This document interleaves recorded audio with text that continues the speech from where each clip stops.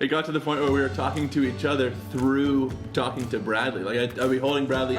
Hey Bradley, maybe your mother will change your diaper this time. But instead of just turning to her and saying, "Hey Kara, would you mind changing his diaper?" Like we're talking through. I don't know. Just our communication got all out of whack. Okay, we are back in the kitchen with our kitchen couples, each in their own kitchens. And this has been such an unusual time for many of us as we are stuck at home together, as Dr. Chapman's book refers to. But he's trying to give us some insights that's some of the really good ideas for us to work on during this time. Well, you know what? Listening to Dr. Chapman, it might sound like it's kind of marriage 101. It's just the basic stuff, you know? But when we're living through difficult situations, sometimes you'd have to go back to the basics and remind ourselves of how to communicate well and lovingly. And so that's kind of what we're doing here, guys, isn't it? Absolutely. I appreciate Dr. Gary Chapman because he's a very practical kind of teacher. I like where he said empathetic listening. A lot of the time I find myself, while Kara is talking to me, I'm already thinking about what I'm going to say back to her, and I'm not truly listening to her. And so, but I'm learning to empathize with her because I would want her to be listening to my words as I'm speaking them, and then she can respond with hers. So then, I need to hear what she's saying, empathize with her, and listen to her, and then respond instead of trying to just think about my own response while she's talking.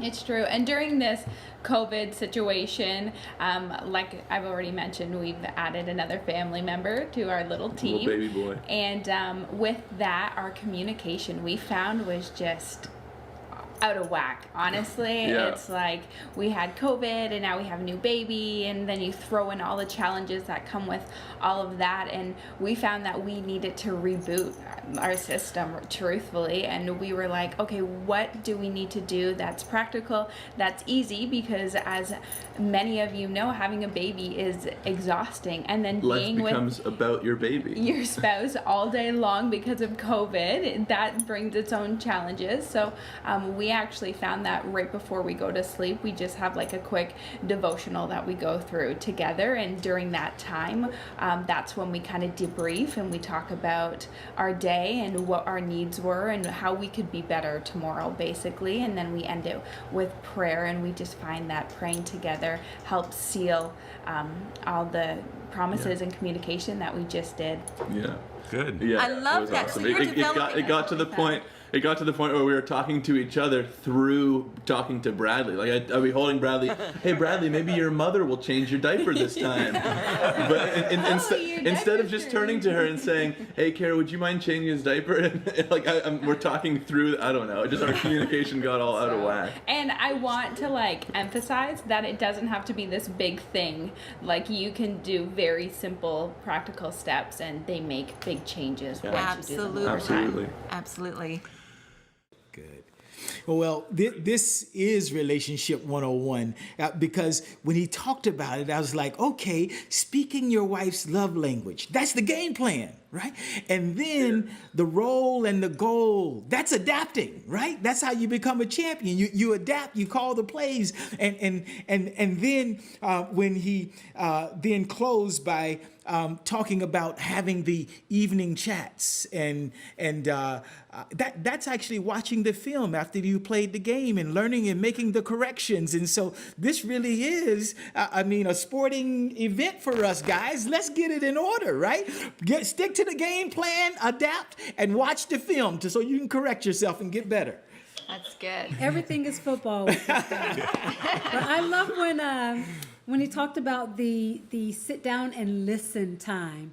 There's a quote that says, most of us listen with the intent to respond and not with the intent to hear what the other person actually has to say.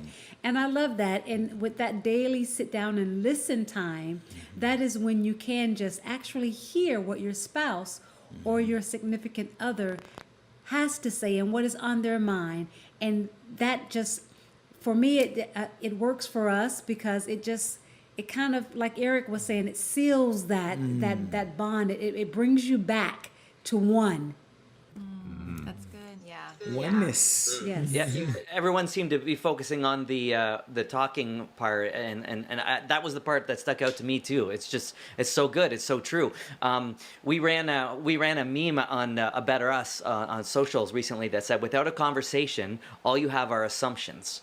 So you can, unless you sit down and talk about it, you can think something was one way and it was a totally different way, unless you actually have that debriefing kind of moment together, right? So I can remember a specific instance where Danielle said something, and at the time I took offense to it, and I actually was angry for probably a couple hours before we were on a walk, and I brought it up and we talked about it, and she was like, "Oh, I didn't mean that at all. I meant this." And by the time we talked about it, it was like, "Oh, but we see things in life through a lens," and we've been watching a lot of baseball games with our boys lately, and my sunglasses, if there's a smudge on it and I'm looking through that lens, I can call balls strikes and strikes balls, and because to me it looked a little different. So we're all looking through that different lens, and it's that conversation that takes it from assumption to, because if we don't talk about it, they stack up, and then that anger from the one day becomes bitterness the next day, and it can stack up against us. Absolutely. So we've talked about football, you mentioned baseball, and now I have a quick soccer story, and I love how he said that we have to rethink our team. Like, we're on the same team here, and so many of us, we fight against each other. Our pastor told a story years ago about his kids on their soccer team, and they didn't know at the beginning, when they're young, they're all swarming around, stealing the ball from each other, and all the parents were on the sideline yelling, "Same team, you're on the same team." And we have to remember that through all of this craziness, when there's so much in the outside world coming against us, we have to remain on the same team. And my heart has gone out to single moms or single dads who don't have someone to tag in or tag out. And so if you're married, take advantage of your teammates.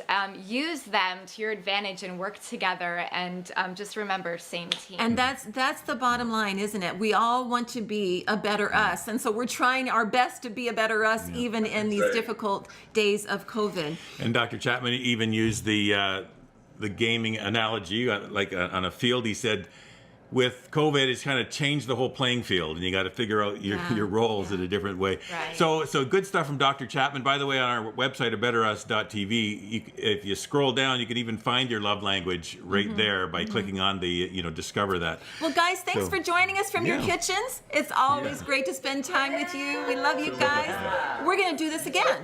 We're going to do this again. All right, we will. Okay.